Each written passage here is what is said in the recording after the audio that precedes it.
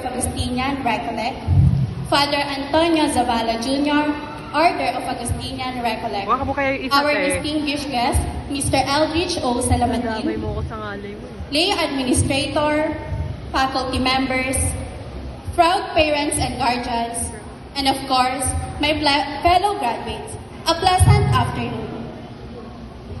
To begin, I would like to congratulate all of these students. Today is the day to reap all the awards of all the efforts, wisdom, and dedications you have invested throughout the academic year 2023-2024. Congratulations! I am aware that each of us has our own story to tell here at Sacred Heart School. We have faced different battles, emotions, and victories during our school years. As we share our different stories, one thing we all have in common is that we've spent our best years here at Sacred Heart School of Cavite, and we will leave this school with full of knowledge, good conduct, pride, and dignity.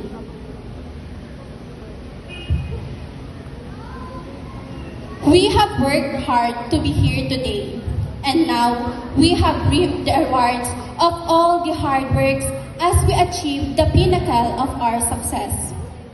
I must say that all the hard works, tears, doubts, sleepless nights, restless days, and sacrifices are finally worthwhile. However, none of this would be possible without the help and guidance of our school, teachers, parents, friends, classmates, and most especially, God. To Sacred Heart School of Cavite, Recoletos de Alfonso, we, students, are eternally grateful for the significant impact this school taught in our lives. This school taught us not just to be knowledgeable, but also to be a valuable students. My senior year here was an exquisite journey. I became the happiest. I gained accomplishments. I cried, and as the matter of course, I've learned plenty of lessons that will teach me to deal with the future circumstances. Deepest thanks, Sacred Heart School of Cavite. I sincerely thank my dear classmates and friends. Without you, I am not certain I would have survived this journey. Our unwavering support to each other helped us endure our senior years here despite all the difficulties we have encountered. Thank you for all the intimate bonds we've shared and for making those years tremendous and extraordinary. My heartfelt gratitude, classmates and friends. To the teachers, we will never forget the efforts you have dedicated to teaching us not just lessons, but also morals. We cannot thank you enough for the times you believed in us when we could not believe in ourselves. You illuminated our path to knowledge and shaped our future. You made an incredible mark on our lives as we dive into the next chapter. Certainly, you will be remembered.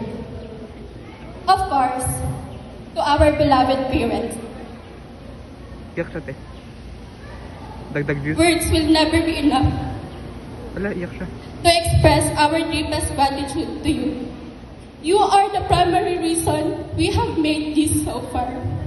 You are the pillars of our strength and main source of our inspiration. You have given your sweat and blood just to send us to school to chase our dreams.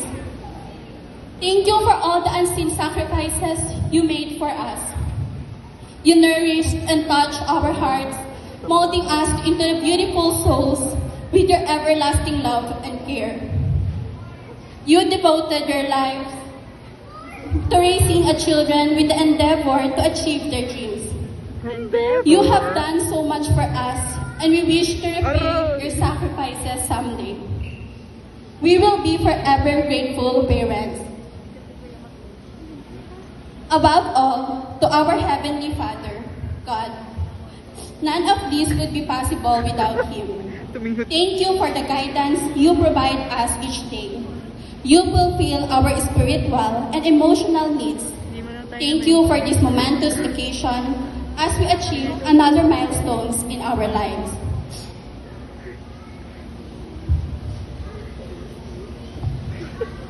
Before I end, I would like to leave you with one of my favorite songs from Taylor Swift, Dorothea. The line is, I got nothing but well wishes for you.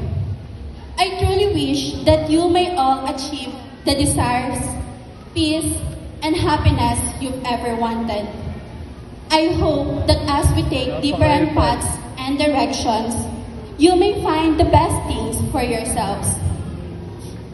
Whatever you become, I hope it is what your heart truly desires. Go, chase your dreams. Go! I know that we all have a bright future ahead of us. Best of luck to all the exciting adventures that awaits you.